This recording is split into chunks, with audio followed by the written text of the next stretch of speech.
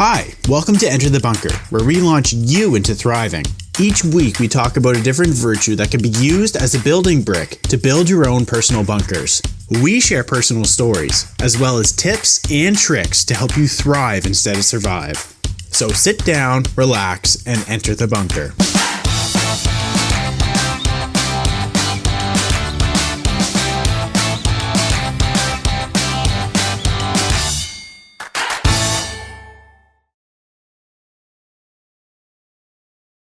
Thank you, everybody, for joining us as we go into the how-tos of charity. Do you think you're going to learn something from this today? I probably will. I always do. Even if I think I know something so good, you don't. That's the point of the building bricks. Yeah. All right. So we'll go over each one. There is 4, and then we'll talk about each one individually. So number 1, Number 1, make generosity a habit. 2, donate unwanted items. 3, support charities. And 4, share with others. I'm going to have some things to say about this. As I was reading this, I was thinking that as well. So That's good. That's what makes a podcast, is talking. That's right. All right, so let's go for number 1. Make generosity a habit. Not all habits are bad, and when it comes to generosity, this is a habit that you should embrace. Think of how much better things would be if everyone took care of each other instead of only taking care of themselves. This is the heart of generosity. This can come in the form of time, food, money, knowledge, feedback. If you have the means to be generous with it, it will reap tremendous benefits to everyone, including yourself. Right. So, 21 days to make a habit. This is true. Yeah. So if you just write yourself out a list for 21 things that you're going to do every day for 21 days, you're going to start thinking of the stuff on your own after that. They got to be things that you actually do, right? True. You don't want to put yourself out of the way. Yeah. It's easy Too to much. say. It's easy to say, like, oh, I'm gonna offer food to somebody who needs food, and you just never meet anybody who needs food. So. Right.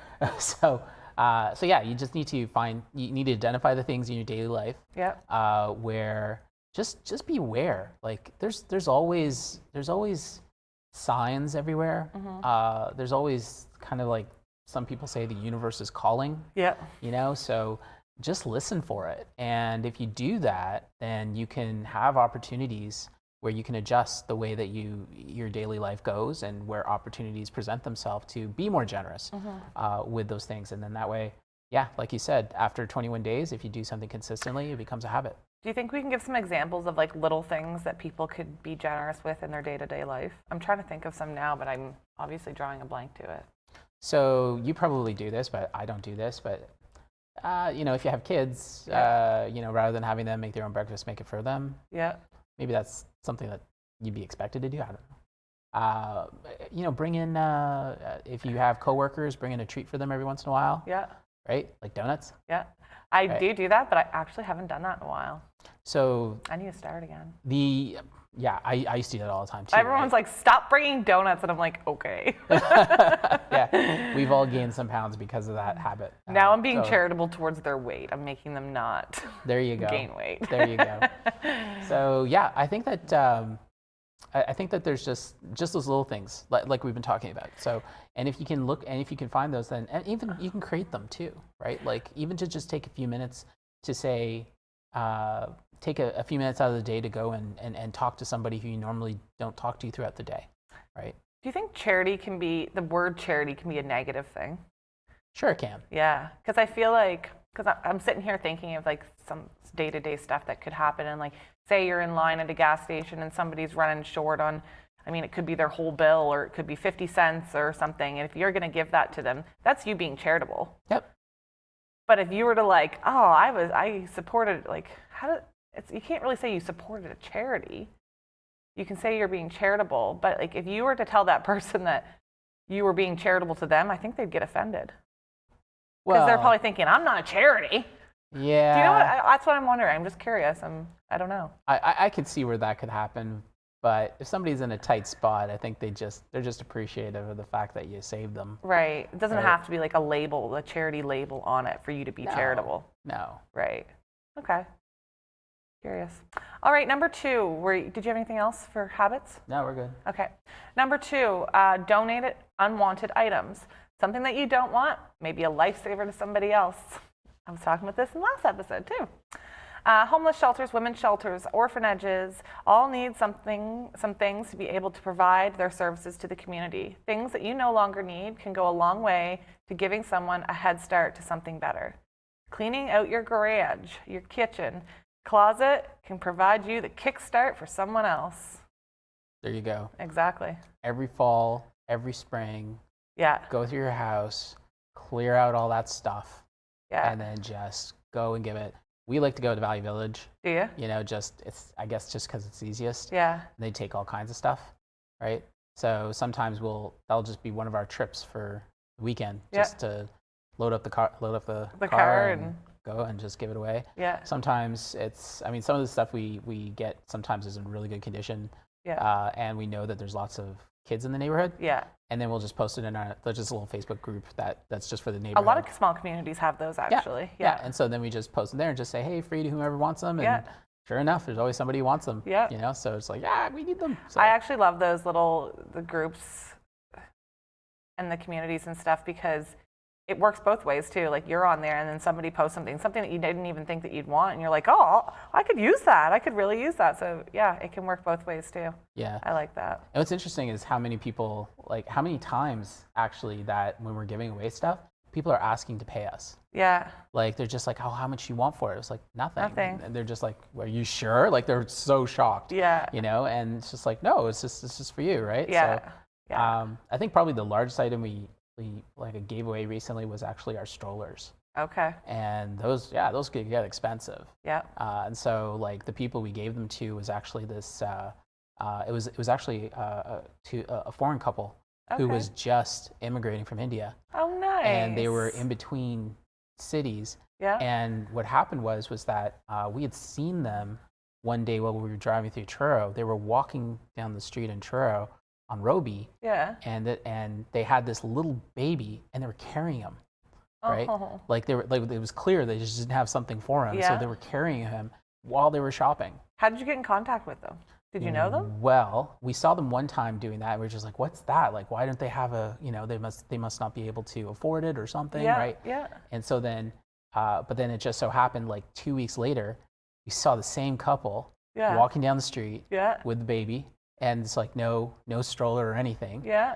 And we knew we had these strollers that we were gonna be giving away soon. And so we were just like, they're the ones we got to give the strollers to. Aww. So literally pulled over. Did you? And walked up to them and just like, hey, we have some stroller. Like we have strollers that you can use, and one of them's like a travel stroller, and the other one's like a like a three-wheeler. Three-wheeler, you know. Off-road kind of stroller. Off-road. Yeah. It's literally a Jeep. Yeah. It's a Jeep brand. Yeah.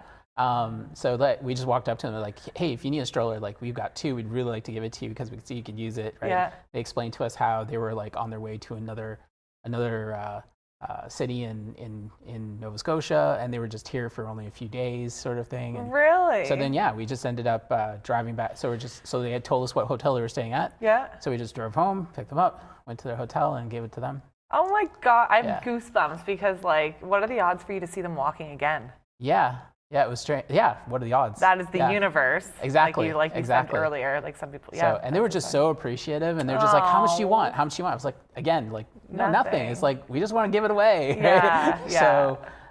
So they were really appreciative of it, and he even said something that was strange to me. He said, "We'll never forget you." Like I was just like, "Oh, really?" I could cry. That was like, wow. so sweet. So we didn't even get their names. Like, so. I'm actually tearing up. Yeah. Oh my God. So. I just love stories like that when people are so like, I don't know. Yeah. Okay, let's get on to the next one. Support charities. I bet you read this and thought about donating money. And while that is important, it isn't the only thing. The backbone of all charities are the volunteers that make them what they are. Your donation of time to these organizations is just as important as a money donation. Monetary donation, yes. Same thing, right? Yeah, it's the same thing. Okay. I wasn't going to try to pronounce it. Okay.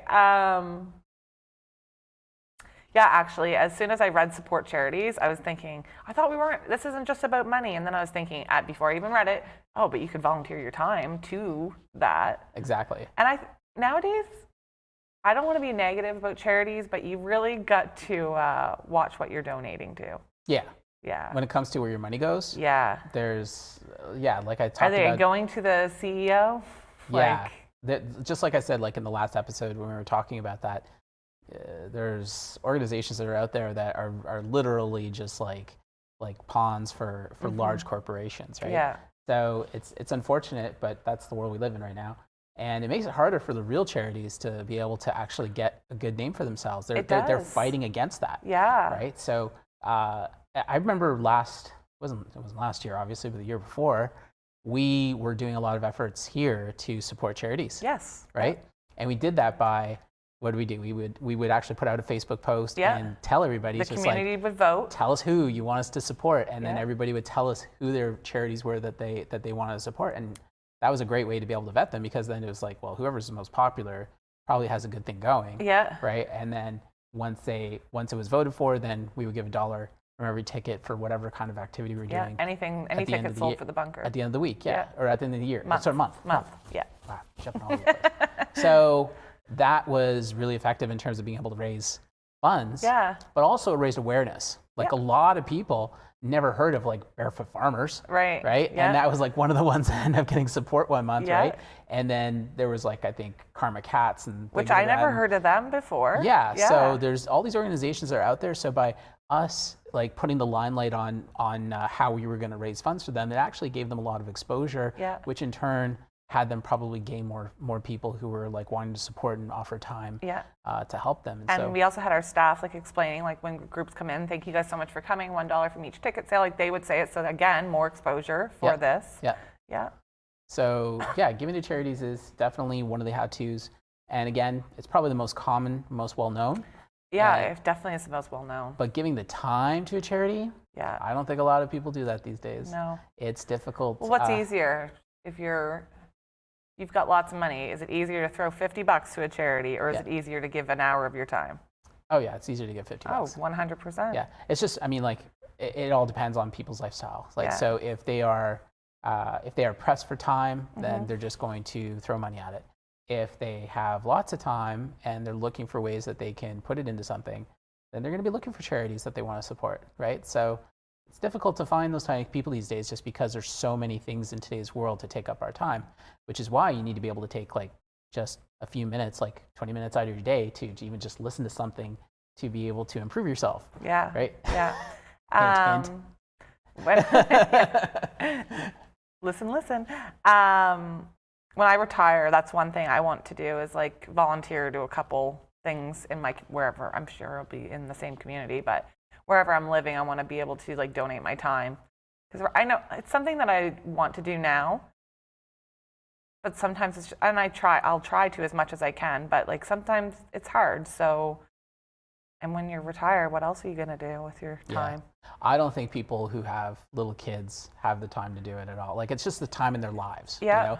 I think after you've had... It also depends what it is too, because like garbage pickup, we've done that for our community, and that's... If there's something that you can involve kids in and you can align that with, fantastic, because guess what? That teaches them about how to be charitable as well. Exactly. Right? And I could just think, even at a young age, like going to all kinds of events where I was doing things. I was like picking up like recyclables. Actually, who does the most charitable is like the Scouts. I was going to say Brownies and Scouts, Sparks. Yeah, I don't know. Those types of organizations like really are organized in terms of like finding ways to be charitable and be better for the earth. And exactly. They really are. Yeah. It makes me smile. Brings back memories when I was in Brownies. I was a gnome. Okay, number 4. I was so sad that I was a gnome though, because there was like pixies and fairies, and like each had like their own, like you had your own group, and I was a gnome out of all things, and I was so upset because I wanted to be like a pixie or a fairy, but we had a good group. Okay, anyways, number 4, share with others. Don't be selfish. Society and your community doesn't thrive if it's every person for themselves. Sharing of knowledge, resources, time, money is what will make a community a better place to be. Sharing is caring. Sharing is caring, yes. probably my favorite quote ever. Really? I don't know. One of them. It's Well, simple. I sharing- can remember it. Yeah, sharing with others is important, and obviously that's what comes with charity, right? So in terms of the how-tos, again, forming the habit of finding ways that you could be able to give more to others. So if you live in a community where you could see that somebody, for example, is having trouble clearing the snow in their driveway, find a way to be able to clear it for them, you know, and that kind of thing. And or you know, if they're older and they're having trouble keeping up with maintaining their gardens, you know, take care of it for them, or if you don't have the time, then pay somebody to do it. Yeah. Right here, that's what I did. Yeah. So I was like, I didn't have the time to do my lawn and somebody else's, so I ended up again, and it actually it cycled over to like where I was supporting this kid, you know, so that he'd be able to mow lawns in the summer, you know, so that it just carried over. So the charity actually carried on a little further. I know. I was inquiring about a snowplow for my driveway this winter. I'm like, who does this in the community? Is there any kids? Because that's what I would like to do, honestly go towards first. Pick up some shovels and go at it. Yeah, a kid with a snowblower or a kid with some shovels. Like, I'd rather it be somebody than like a big company. To come in and plow for sure. I had another thought with the whole sharing is caring thing, but I can't. I slipped my mind now. I can't think of it. I'm not sure. Do you have anything else for sharing with others?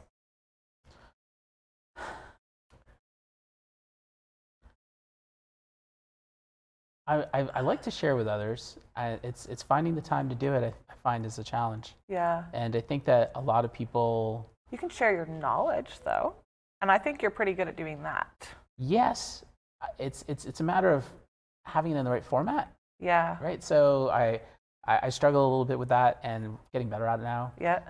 But just being able to help people in ways that make sense for them. It's just a matter of just sharing is caring, and the more you share, the better. All right, that's it for this week. Stay tuned for next week. We'll be doing the building brick of devotion. Devotion. You did it. Good. I told you I could do it. There you go. All right, have a great week, guys. Have a great week, guys. With charity. Being devoted to charity. There you go. There you go.